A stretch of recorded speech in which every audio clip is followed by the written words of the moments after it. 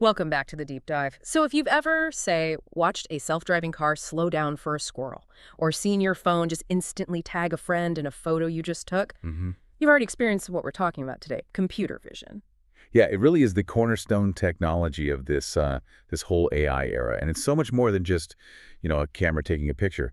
Computer vision, or CV, is the field of AI that's Yeah. all about training machines not just to see the visual world, but to actually interpret it, to understand it. Exactly, that's the key word, right? Understand. It's the difference between a computer knowing a file is a picture and it understanding that the picture has a red car on wet pavement under a traffic light. And that move from just capturing light to actually extracting meaning, Mm.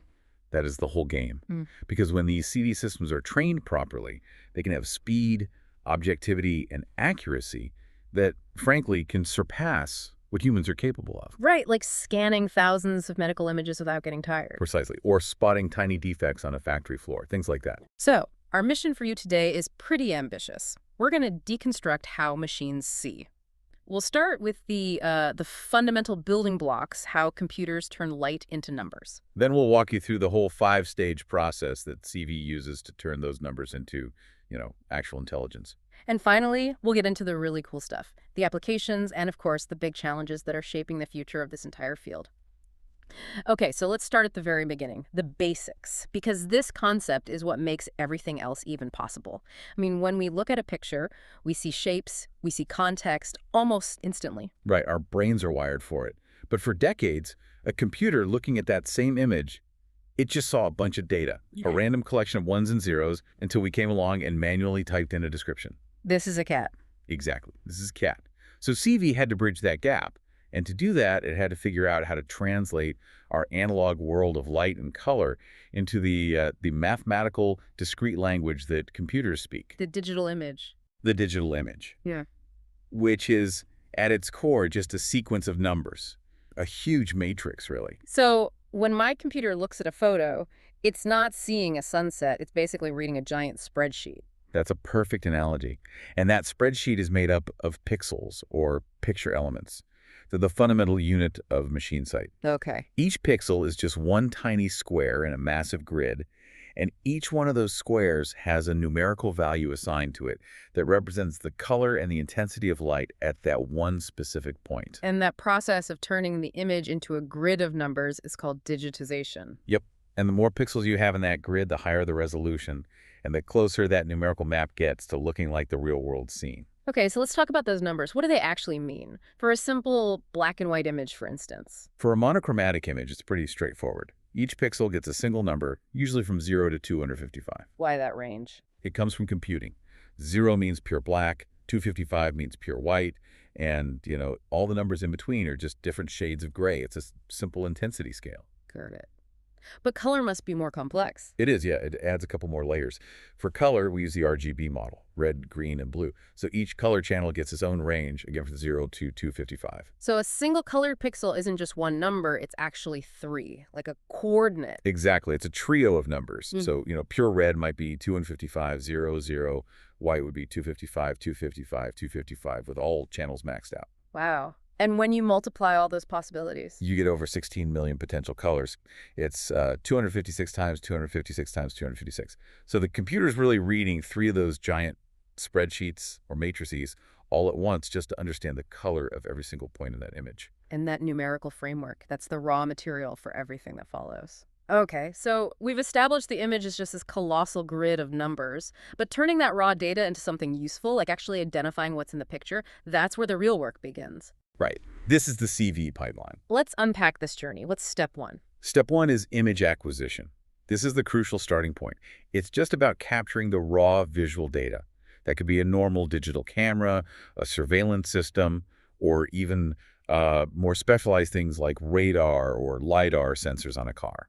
And I imagine the data at this stage is messy. It's just raw, unfiltered reality. It is, and the quality of that input is everything. Things like poor lighting or camera shake, motion blur, weird perspectives, all of that stuff will dramatically affect every single step that comes after. So garbage in, garbage out. Absolutely. You can't magically restore detail that was never captured in the first place. Which brings us to stage two, the cleanup crew. Pre-processing. What are the most important jobs here to get that data ready for the deep learning models? Pre-processing is all about enhancing the image and, maybe more importantly, ensuring consistency across a whole data set of thousands or millions of images. We do things like noise reduction, so getting rid of visual distractions like graininess or random speckles. Okay, that makes sense. But maybe the most critical task for deep learning is image normalization. Right. We hear that term a lot in AI normalization. It's about scaling the pixel values, right? Taking them from that 0 to 55 range and squishing them down to something like 0 to 1. Why is that so important? It's all about mathematical stability and speed. Deep learning models learn through a process called gradient descent. If you have this huge range of numbers from 0 to 255, the math can get really unstable. It makes the model learn very slowly or sometimes not at all. Ah, I see. So scaling everything down to a nice small uniform range like 0 to 1 just stabilizes the whole process. It helps the model learn much faster and much more reliably. So you're basically just making the arithmetic inside the model easier for it to handle. Precisely.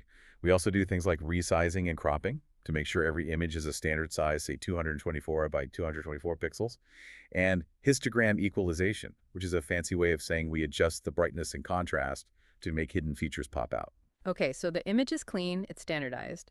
Now we get to stage 3, feature extraction. This sounds like where the machine starts to actually identify the important parts of the image. That's a perfect way to put it. The goal is to stop looking at every single pixel individually and instead start identifying higher-level patterns.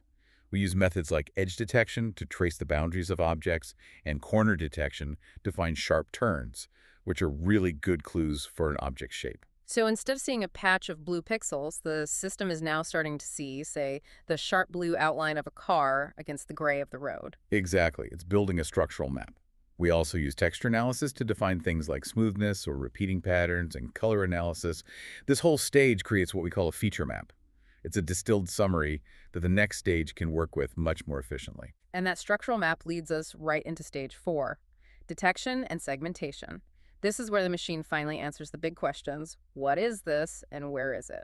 Yes, this is where it all comes together. We can break down the tasks here.